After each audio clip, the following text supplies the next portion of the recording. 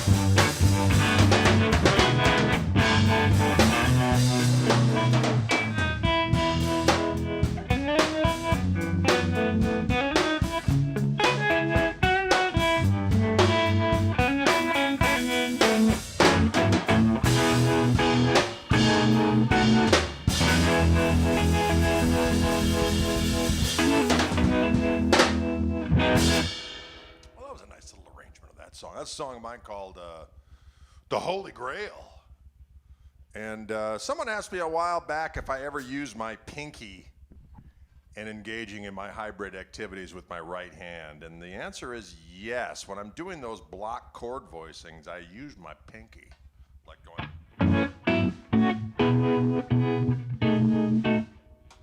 Close up on that. That's a little blurry. I don't know what's going on there.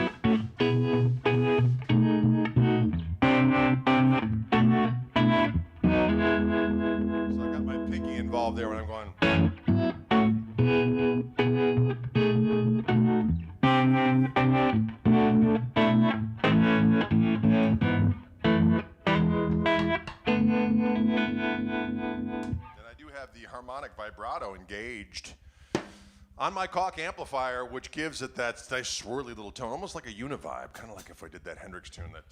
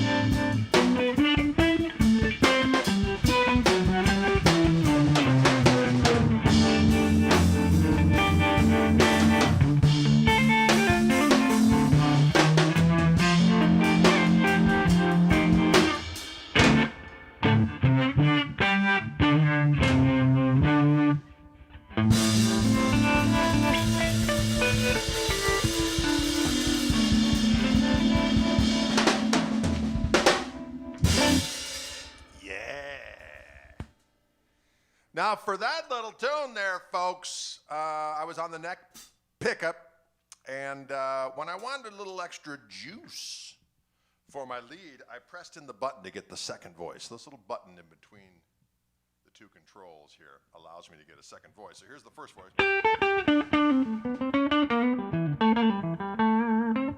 Here's the button in.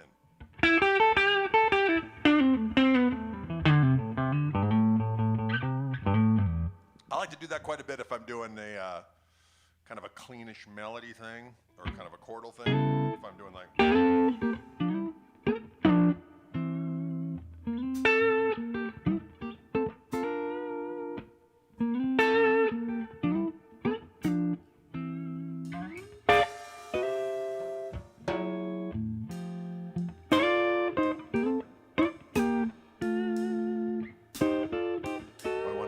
Press that button in.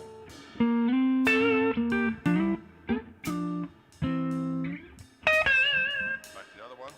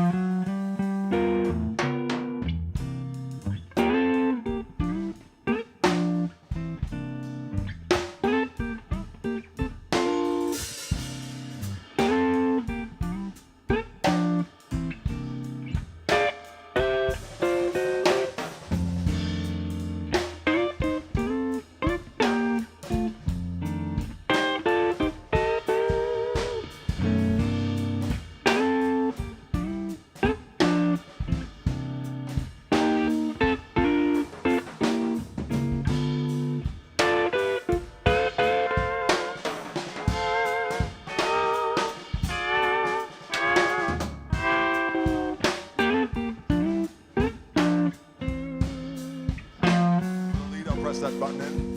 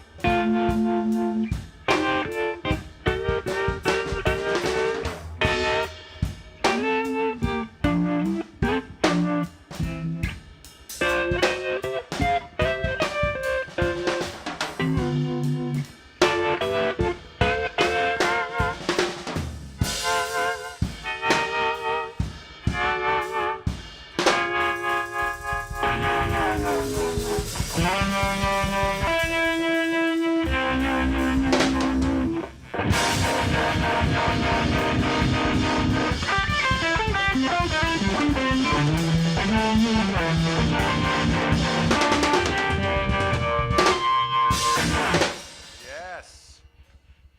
Can you dig that kind of talk? Oh, listen to that. Shush, shush, shush, shush, shush. Dancing Queen. That's a song called Sweet Tea. That's fun to do that song in the duo format. That's from a record I did called Unrepentant. And that, as soon as we do it with the trio, that sounds damn good. We're going to have to record it with the trio. Originally, we did it with the four-piece ensemble. We had Eric Hervey on bass. We had Theo Merriweather on the keyboards for that one, and Dylan James and myself. So on that record. By the way, you can go over to Spotify or wherever you like to listen to your music digitally, and by all means, be a member of the Greg Koch music page, please. Subscribe so you can listen to the jams. And that's one of the ways in this day and age that people indicate or derive your cool guy rating. So when an agent, well, how many subscribers does he have on, or venues and stuff like that? It's very important because, in this day, it's people don't buy records as much. It's a different landscape. So when you subscribe, that's a good thing. Right, Dylan? Am I right or am I right? Right. I'd like to think I'm correct on that. Right. And it's important. It's important. Plus, I've been endeavoring to get all my tunes back under my umbrella. So there'll be some new tunes going up. There's a record I did years ago called Live on the Radio, and it was under the moniker of Greg Koch and Other Bad Men. And the reason why we called it Other Bad Men was not because we thought we were so bad. We're so bad. Let's be an other bad man. A friend of mine was standing next to Warren Haynes and somebody else as they walked into this room at NAMM while I was playing with Reggie Hamilton. And I think Johnny C. was on drums. We were doing a trio thing, as I recall it. And my buddy, I think it was Tim Yarning, who makes the Gristle King pedals for me and all that kind of stuff. He was standing next to those guys, and he heard Warren say to his friend, "These are some bad effing men." And I thought, you know what? There we go. That's what we're going to call this little get-up. So anyway, it's a good story. So that particular record had Roscoe Beck on bass, 3 different drummers on there. We had Tom Breckline, we had Johnny C., we had the mighty Brandon Temple. Roscoe plays bass on that whole record, I believe. And then Malford Milligan, the outstanding vocalist from Austin, Texas, is on a lot of that record as well. And we put that record out in 2006. Well, all around that area of time, we'd go into this radio station, WMSE 91.7, the mighty 97. Milwaukee School of Engineering has this radio station, which is listener supported, and people play whatever the hell they want on there. And there's a blues drive in the evenings, and Billy Cicerelli, who was the engineer down there for years on end, and still is as far as I understand, he would record us and monitor our recordings as we were playing, and we'd always go on there to support our gigs. So if I was bringing in Malford and Roscoe and Breckline or Brandon Temple or whoever the case may be, we'd get a bunch of gigs. So I'd have some gigs lined up so I could afford to bring them in. And then to help promote the gigs, we'd go on a couple different radio stations. We'd do the morning show over on WKLH, where I was a frequent contributor. I haven't been on there in a long time for whatever reason. I haven't called them, they haven't called me, but we're still buddies. Anyway, but we always go on 91.7 MSE, and we would perform on there. And we'd go on there and play for maybe a half hour-ish, something like that, maybe a little over a half hour, and just live, full band in this room where they have all their vinyl, and they record it as well as going live on the air. So after we'd get done, and Billy would hand us all our individual CDs. He's like, "Here's a CD." I'm like, "What's this?" "Oh, this is your performance study." And then we'd listen to it on the way back home or on our way to the gig, and I'm like, "Man, this sounds good. We could actually release this." So that's what we ended up doing. So Live on the Radio came out. It was on this German label. I finally got the rights back to that record. And what's interesting about all this stuff, folks, just for the minutia, I hope this is interesting, is that when my buddy Mike Krug from True Grit, who's our booking agent, he was helping me corral all my old catalog, so it's back under my roof. The problem is that over the years, I've got all these different lineups. So, over the years, I thought it would be cool to be able to differentiate the different bands with the different names, So I got Greg Koch and the Tone Controls. Well, that's my original trio with Gary Kaler and Kevin Mushel and then Kevin Allen, but it was always me and Gary, and that was kind of that moniker of that band. And then after that, I had, I think it was the Greg Koch Band, and then it was Greg Koch and Other Bad Men. Then I had the Greg Koch Trio. All, again, efforts, just efforts to differentiate what was going on. And then the Koch Marshall Trio, I thought, well, this is a 3-piece thing where we're all, doing our things, and that we should call that Koch Marshall Trio. All of these things were well-intended, but the bottom line is that people know the one name. It's hard enough to get people to recognize one name. So, and especially on Spotify, it doesn't recognize.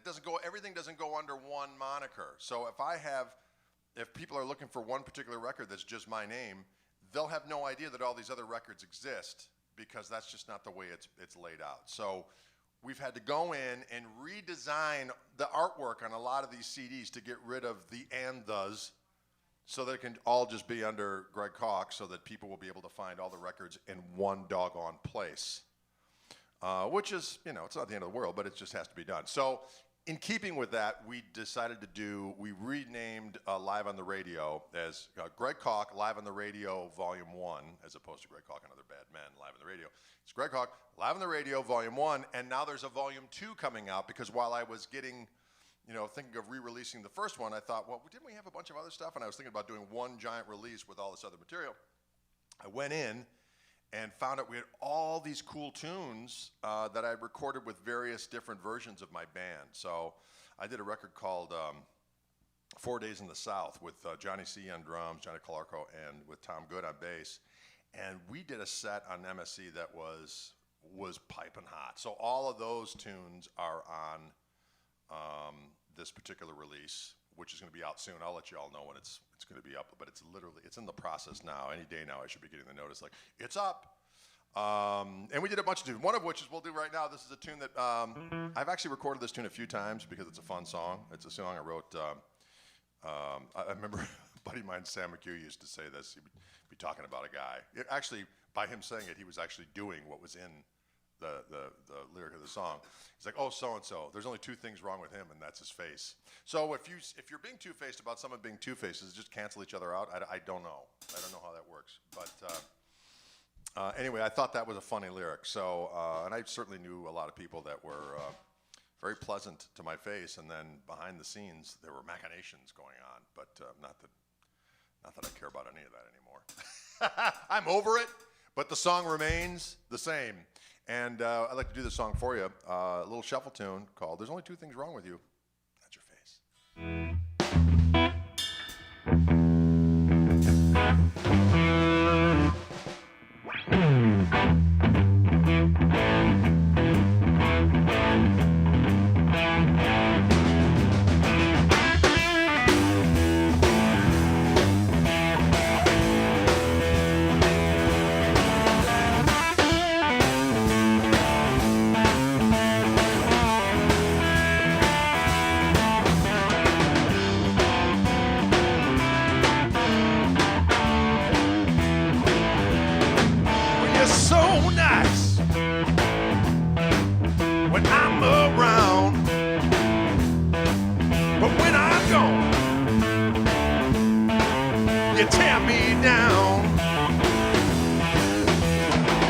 There's only two things wrong with you, and that's your face.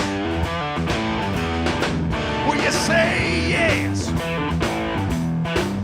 but you mean no. You won't explain till I'm out the door. There's only two things wrong with you, and that's your face. Your nose ain't growing, but it's still showing. But please don't fake it, 'cause I'm a big boy and I can take it.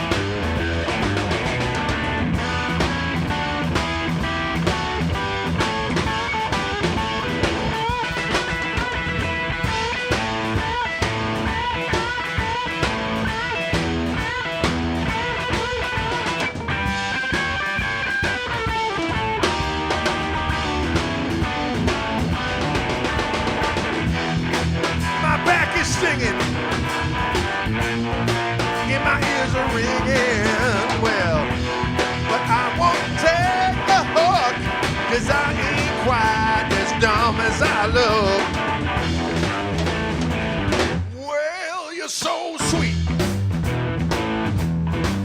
when I call. When I hang up, that's when I take the fall. There's only two things wrong with you, and that's your fate. There's only two things wrong with you, and that's your fate. There's only two things wrong with you. That's your fate. Just like that. There's only two things wrong with you, and that's your doggone face. What does it mean?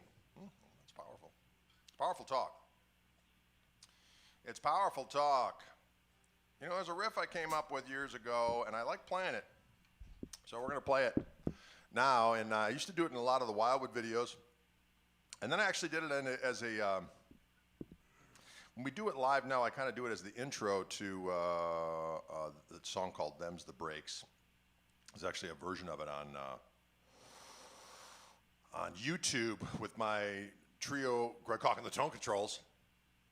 We did a record called Vivid Gristle, which is now being released as just Greg Koch Vivid Gristle, so that you actually know where it is on the Intergoogle. Strange times. Anyway, we did a version of Them's the Breaks, and we started off with this riff, but sometimes I like to just do this riff as is.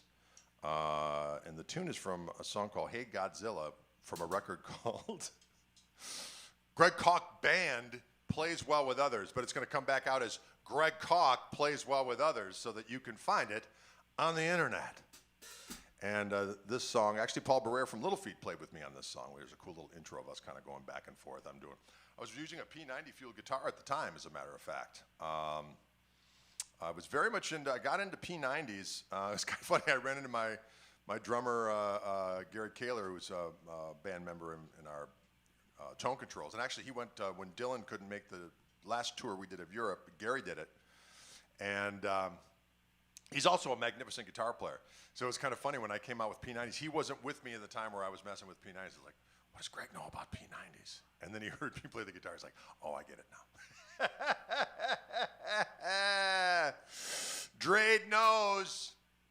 Drade knows about P90s, and now I got a signature set. Anyway, so I played a guitar with P90s on the original recording of Hey Godzilla with Paul Barrere. It's actually kind of up-tempo on that record. I usually do it a little swampier and slower, so we're going to do a little instrumental version of it right now. And again, I don't know if you'll see me do this in action, but a lot of times when I'm playing something with some overdrive on it, I'm going to be on that first voice of the pickups, and then when I want a little bit more heat, I'll press that button in.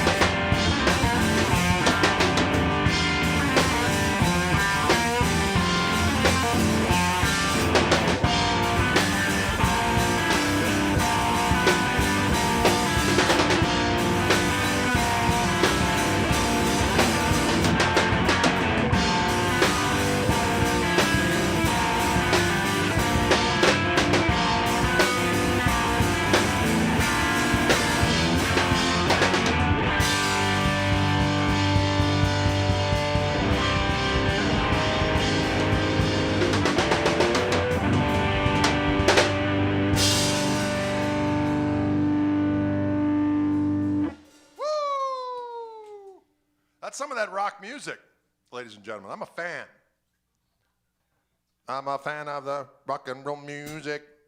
I'm a fan of the power of the night. Who's got the TV on in the other room? Is that the power of rock that turned that TV on? Oh, good Lord, it's always something. I said, oh, good Lord, it's always something.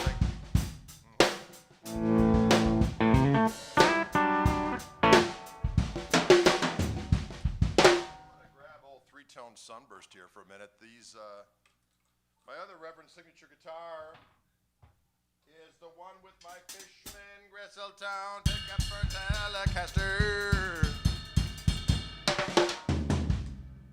And that's this here guitar. This here guitar fills me with glee.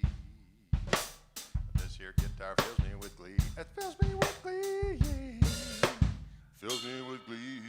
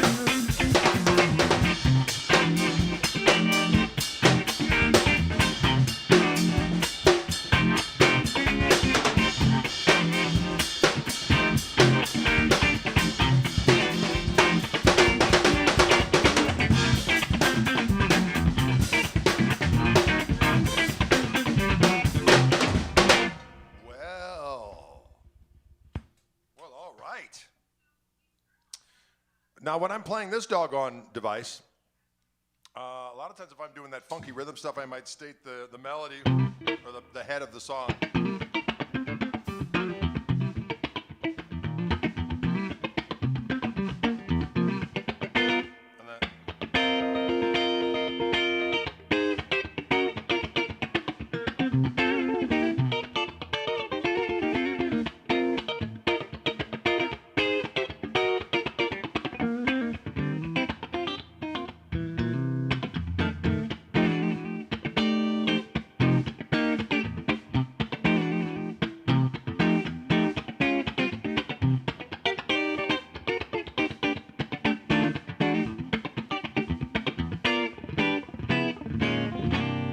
Kind of stuff I'll do in the first voice of the pickups, but then when I start doing kind of like a lead a rhythm solo-y type of thing, I'll press that button in, and it just starts to push the amp a little bit more.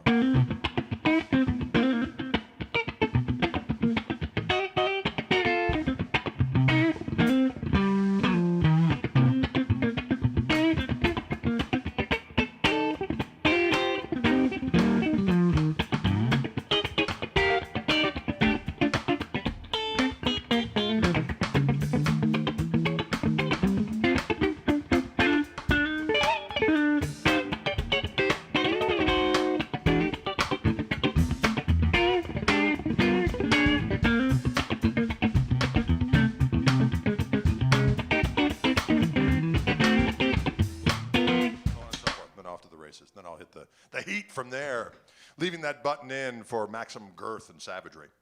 But you hear it's a subtle thing. It's not a huge difference, but it's enough to make it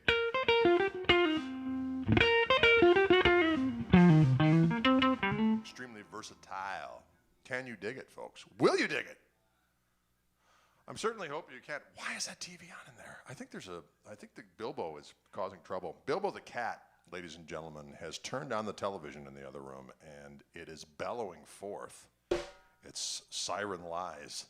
The TV is bellowing forth its siren lies. Siren lies. Ladies and gentlemen, siren lies. We're going to do one more tune for you today. Again, this is not live. We want to apologize that we're not ignoring your comments. We don't see them because we had to record this earlier. It is Friday. It's earlier on Friday. We have a gig tonight in Lombard, Illinois at a place called the Afterlife Music Hall in a place called the Brower House. And we're doing it with our buddy Sam Morrow as his band's playing first. And we'll probably go on around 11 p.m. Toby, Dylan, and myself will be playing tonight, Koch Marshall Trio, and we'll be doing a thing. And I think we do one of the tunes from the first record we haven't done. How about ding dick ding ding? I don't know how I'll do that as a duo, but we can. We can always do it as a duo, Dylan.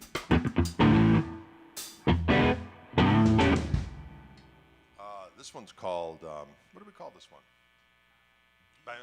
Heed the Boogaloo, that's right. 1, 2, 3.